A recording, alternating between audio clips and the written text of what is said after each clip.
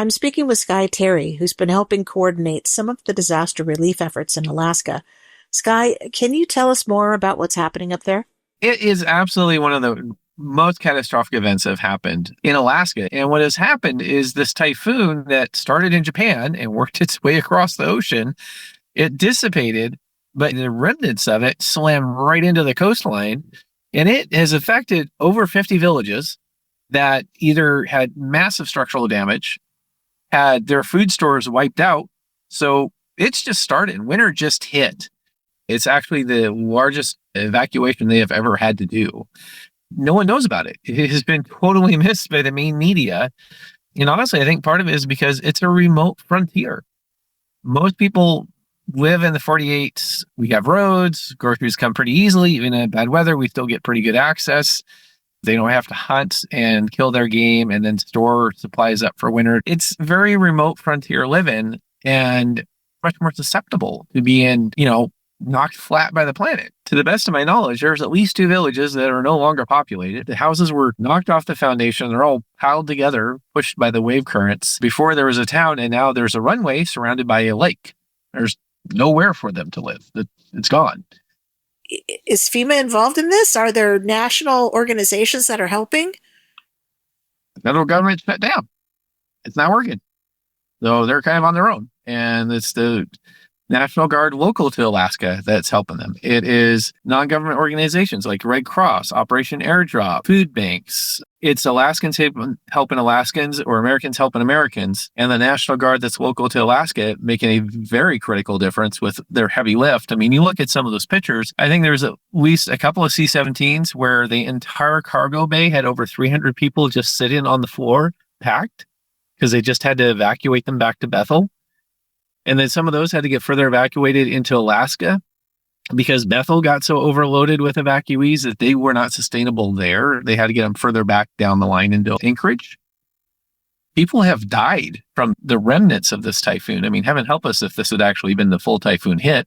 We just got winged by it, and it did all this damage. With a 4-hour flight between Bethel and Anchorage and nothing but wilderness, what we're dealing a lot with now is commercial operators, and fuel's not cheap. So it's Operation Airdrop that has taken donations and chartering these flights to make sure the logistics continue to go.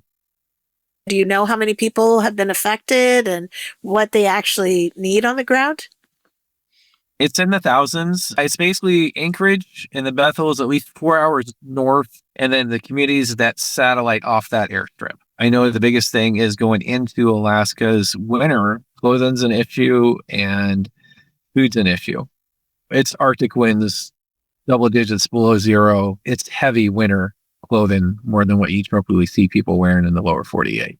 The timing is the worst possible. Like any other time of the year, it may not have been so bad, but you get hit right before winter sets in.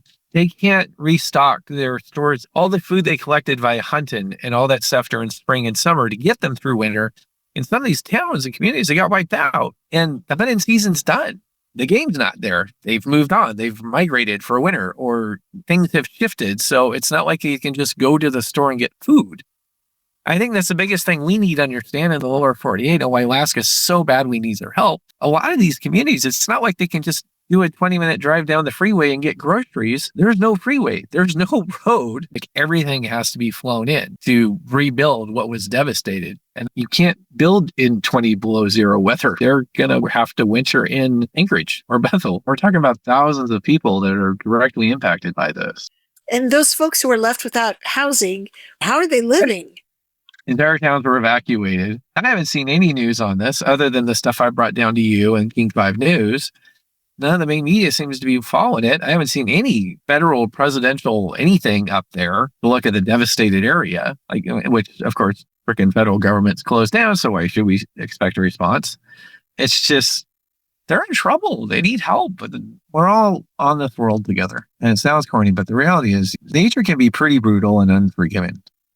And that's where we need to come together and help each other out and help those in need.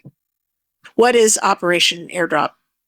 So Operation Airdrop is a community of general aviation pilots. They help guide the local community where they arrive and bring them together as a team to maintain the logistic movement. They'll work from a hangar or two from the main airport, and that's their command area of operation. And then as general aviation pilots come, they fill the planes up and they direct where they need to go. Like in this case, Bethel, Alaska. So they're working with Alaska State Emergency Management. They're working with the tribes. They're basically the coordinators and making sure the logistics are collected in the hangar, and then they're put on the right aircraft to get to the right direction. For Washington State, Oregon, and California, this is why we do the disaster airlift response team drills. What you're seeing in Alaska is going to be what we're going to go through down here when we have our Cascadia magnitude 8 plus earthquake for 5 minutes. And we no longer have roads, but we have a worse scenario because we have twice the population density in the area that's going to need all these air support resources to maintain connectivity and keep people going. So it's all this community that doesn't have boundaries and borders. It can help wherever the help is needed, as long as there's a runway, or for us out here in the West Coast, a lake or a river, a seaplane or land-based aviation can get to. And it's all about keeping communities connected that have been isolated and keeping them going until normal resources can get put back into play. And with the current government shutdown, this becomes even more important because we're not tied to the government and we're not shut down, so we can function right away. So that's a huge attribute of what we're doing. I seem to have an knack for being in the right place at the right time to connect groups. And then once they're connected, they just run like gangbusters and start making a difference. Past members of Operation Airdrop have come out to Washington State and have been a part of our Thunder Run annual multi-state large-scale exercises. I mean, what if we had the Cascadia earthquake right now? Magnitude 8 plus earthquake right now. I wouldn't expect much from the federal government. I don't expect anything. But, the benefit we have on the West Coast, at least in Washington, Oregon, and California, is we have the disaster airlift response teams and the West Coast General Aviation Response Plan that has annually been doing live, not tabletop, but getting planes on the lakes, getting planes on the tarmacs, getting ham operators on the tarmacs, communicating between airports, moving actual supplies, logistics, food into food banks, involving the food banks. Like, we have a system designed to take the hit that doesn't have to wait for the federal government. We have that in our favor. Why do you donate your time to help Operation Airdrop? We're all connected. Regardless of what state we're in, we're all connected. And it's one of the amazing things about working with general aviation community and pilots is they don't have borders. We're all Americans. They love to fly. They love to be able to use their skill to fly to help others in need. And, you ever have that experience where you make that kind of difference? That'll be with you the rest of your life. And it'll change you in a good way. You see the world differently. And for those of us in the West Coast effort, the more we practice and run scenarios and do the drills, the better off we're going to be and the more people survive. And that's what it's all about. Do you live in Whatcom County? What's your official title? I live in Ferndale, actually. I hold about 3 different titles. I am one of the primary leaders for the West Coast General Aviation Response Plan. And that information's on the EVAC website under the Northwest tab. I am the Northwest Regional Emergency Service Director for the Emergency Volunteer Air Corps, and thereby we're one of the primary organizations leading the development of the West Coast effort. And I happen to be one of the primary leaders for the EVAC DART in Whatcom County. I'm a nurse. That's what puts food on my table. Driving from A to B, I've stopped at traffic accidents, and I've watched a person go flying off the road. I've gotten people clear of a burning car. I've Whatcom Falls with my son, I ended up doing CPR on a guy and got him back. We get so divided, but we forget we're all people. We're all human beings. We all need help at different times in our lives. What makes us great is when we come together and help each other and support each other and have compassion and kindness, helping those in need. That's strength. How can folks in Whatcom help the relief effort? I think donating to either Alaska Community Foundation or Operation Airdrop would make a big difference. The plan's just kind of ripping us up right now.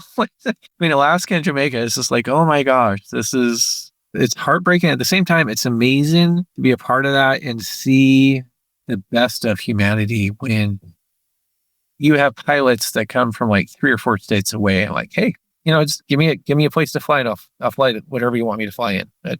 We get people that leave Texas to fly to Alaska to help Alaskans who they've never met. That's America being great. That's people being great, is sacrificing and helping each other and helping those in need. That's what's good. You've been listening to an interview with Sky Terry, Northwest Regional Emergency Services Director, EVAC Emergency Volunteer Air Corps, speaking about the recent devastation in Alaska. For KMRE News, I'm Suzanne Blaze.